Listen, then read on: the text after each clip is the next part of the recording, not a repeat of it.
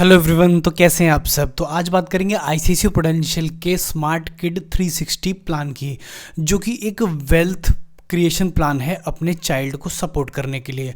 अब ये plan basically कैसे काम करता है, पहले तो हम वो बात करेंगे, फिर उसके बाद उसके प्रोज एंड कॉन्स को जानेंगे और क्या ये अपने चाइल्ड के लिए एक सही फ्यूचर प्लानिंग है कि नहीं, इस बात पर फोकस करेंगे। तो फटाफट से चलते हैं मेरी कंप्यूटर स्क्रीन पर, जहां पर सारी डिटेल्स मैंने आपके लिए पहले से ही निकाल के रखी है। तो ये रहा हमारा स्मार्ट किड 360 प्लान, जो कि आईसीआईसीआई प्रूडेंशियल की तरफ से आया है। अब ये बेसिकली इनका कहना है कि ये एक चाइल्ड सपोर्टिंग प्लान है, मतलब यानी कि बच्चों की फ्यूचर एजुकेशन को हेल्प करता है ना, और हमारे जाने के बाद भी मतलब काफ़ी ऐसे बेनिफिट्स इसमें हैं जो कि चाइल्ड को through out his journey career support करता रहेगा। तो प्लान क्या है, तो बेसिकली ये एक इंश्योरेंस कम सेविंग प्लान है, जिसमें कि इंश्योरेंस का मेन फोकस रहेगा, है ना, और सेविंग थोड़ी बहुत हो जाएगी। अब ऐसा मैं इसलिए कह रहा हूँ क्योंकि इसका जो सेविंग का रेट ऑफ इंटरेस्ट आएगा ना, वो लगभग 5.5 या 5% के आसपास होगा, ठीक है, जो कि कम देखने को लगता है। बट जो इसका इंश्योरेंस वाला फीचर है ना, वही इस प्लान का मेन फोकस है, जो मैं अब आपको समझाने वाला हूँ। तो बेसिकली पहले सिंपली समझते हैं कि प्लान काम कैसे करता है। तो सपोज़ करते हैं कि मैं हूँ फादर, है ना, और मैंने प्लान लिया अपने बच्चे के लिए। तो अब मेरी एज है, सपोज़ करते हैं 35 ईयर्स, है ना, मैं अपनी 35 साल की उम्र पर ये सेविंग अपने बच्चे के लिए स्टार्ट करता हूँ। तो अब मैं क्या डिसाइड करता हूँ कि मैं 5 लाख रुपए पर एनम की इंस्टॉलमेंट्स या प्रीमियम दूंगा, है ना, 5 लाख रुपए पर ईयर अगले 10 साल तक दूंगा। तो टोटल इन्वेस्टमेंट मेरा कितना हो जाएगा, 50 लाख। अब ये 50 लाख तो हमने एज ए एग्जाम्पल पकड़ा है, आप 50,000 30,000 जैसा आप चाहें एनुअली पकड़ सकते हैं, ठीक है।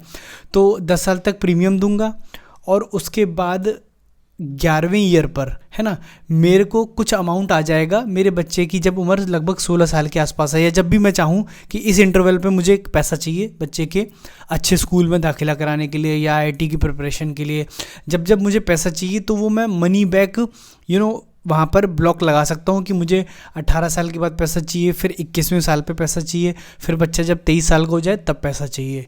मान के चलते हैं कि अच्छे स्कूल में आईआईटी की तैयारी के लिए, ग्रेजुएशन के लिए, फिर उसके बाद बिजनेस स्टार्ट करने के लिए। ऐसे मैंने स्टेजेस डिसाइड कर लिए, जिसे कि अपन मनी बैक टाइम कहेंगे, है ना, जब अपने को अपना ये जो पैसा जमा किया हुआ है ना, ये विद इंटरेस्ट एक तरह से वापस मिलेगा, ठीक है। तो इन इंटरवल पे मैंने मनी बैक ले लिया इस प्लान में, और लास्ट में जब ये 20 साल बाद प्लान मैच्योर हो गया तो मैच्योरिटी पर भी मुझे एक हैंडसम अमाउंट इस प्लान से मिल गया। अब ये टोटल कितना बैठता है, तो एक कैलकुलेशन अगर देखें तो लमसम मैंने 50 लाख इस प्लान में दिए थे और मैं 94 लैक्स अराउंड इस प्लान से उठा लेता हूँ। अब 94 लैक्स यानी मतलब 1 CR के आसपास, ठीक है। अब आप कहोगे कि ये तो थोड़ा कम लग रहा है, 20 साल में तो काफ़ी पैसा हो जाना चाहिए, है ना, लेकिन मैंने जैसा बताया कि ये कोई इन्वेस्टमेंट प्लान नहीं, ये एक सेविंग कम इंश्योरेंस प्लान है, और इसका प्राइमरी फोकस जो है ना वो इंश्योरेंस का है। अब इंश्योरेंस का प्लान इसमें समझते हैं क्या है। तो सपोज कीजिए मैं यहाँ पर 35 साल की एज पर अपनी सेविंग शुरू करता हूँ, और मैं पहली इंस्टॉलमेंट देता हूँ, दूसरी देता हूँ, और तीसरी पर मैं एक्सपायर हो जाता हूँ। अब मैं एक्सपायर हो गया तो जनरली क्या होगा कि भाई मेरे एक्सपायर होने पर कुछ लमसम पैसा मेरी फैमिली को मिल जाएगा। सभी इंश्योरेंस में रहता है यही, लेकिन इसमें डिफरेंट है। इसमें बेसिकली क्या होने वाला है कि जैसे 3rd किस्त देते ही मैं एक्सपायर हो जाता हूँ, तो ये प्लान यहाँ पर टर्मिनेट नहीं होगा, ये चलता रहेगा।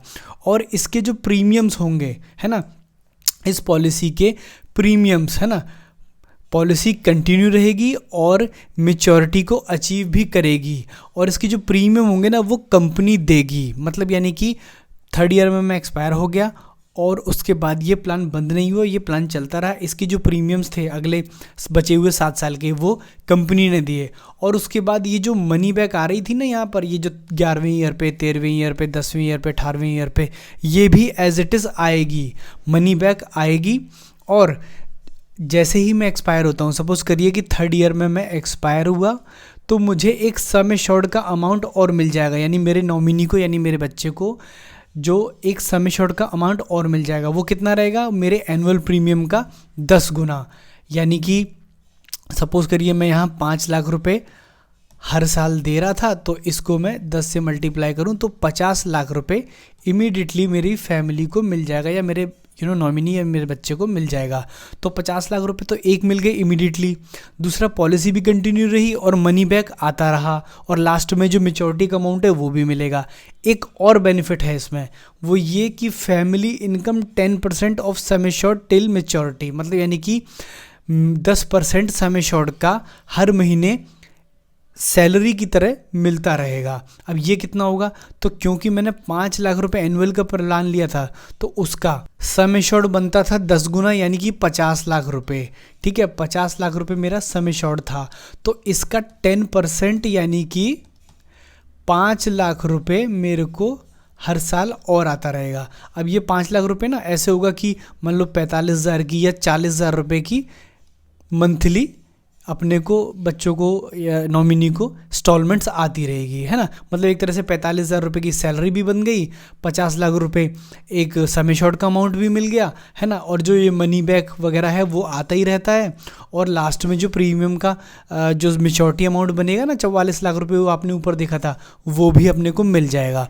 तो मतलब इस प्लान में आप देखोगे ना, इंश्योरेंस का जो पार्ट है ना वो बहुत ही स्ट्रॉन्ग है। एक बार रिपीट करता हूँ, क्या क्या ऑप्शन मिल रहे हैं आपको, कि पॉलिसी कंटिन्यू रहेगी, सारा प्रीमियम्स कंपनी देगी, और जैसे जैसे मनी बैक्स आने थे वो सारे मनी बैक्स भी आएंगे, और लास्ट में मैच्योरिटी का अमाउंट भी अपने को मिलेगा।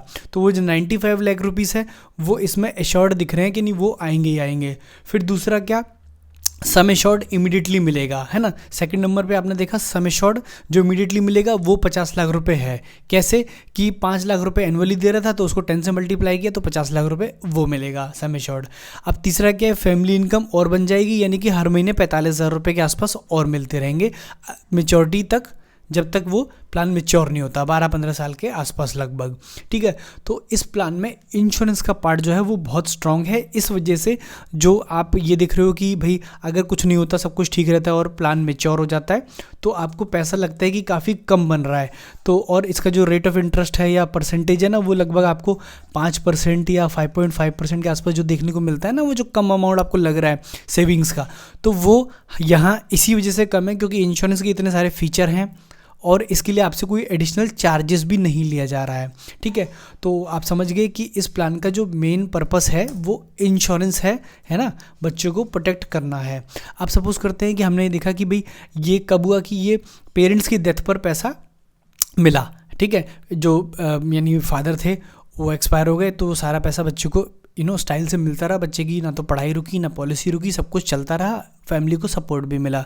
ठीक है, लेकिन सपोज करते हैं अगर बच्चा ही एक्सपायर हो गया, ठीक है भाई, अगर ऐसा हुआ तो जो पेरेंट है उनके पास ऑप्शन है कि वो जो सेम प्लान है वो उसमें नॉमिनी चेंज कर सकते हैं, यानी कि दूसरे बच्चे का नाम डाल सकते हैं। चाहे तो वो पॉलिसी उसके बाद भी कंटिन्यू कर सकते हैं, अपने किसी दूसरे पर्सन का नाम, लीगल हेयर का नाम डाल दें, यानी वाइफ का नाम डाल दें, किसी और का नाम डाल दें। तो मतलब यानी कि अगर पेरेंट्स एक्सपायर होते हैं तो इस प्लान में तगड़ा बेनिफिट मिलता है, बच्चे को बहुत अच्छा सपोर्ट में देखने को मिलेगा। और अगर दूसरा केस तो आपने समझ ही लिया। ठीक है, तो प्लान ओवरऑल मुझे लगता है कि ठीक है, और चाहें तो एज ए इंश्योरेंस प्लान इसे कंसीडर किया जा सकता है थोड़े अमाउंट के साथ, मतलब लगभग 50,000 रुपये एनुअल प्रीमियम के साथ आप इसे कंसीडर कर सकते हैं। तो जो लोग मिडिल क्लास या लोअर मिडिल क्लास हैं उनके लिए भी ओवरऑल चाइल्ड के फ्यूचर को सिक्योर करने के लिए मुझे ये प्लान ठीक लगा। बाकी आप क्या सोचते हैं इस प्लान के बारे में, कमेंट सेक्शन में कमेंट करके ज़रूर बताएं, और वीडियो अच्छा लगा हो तो इसे लाइक भी करें।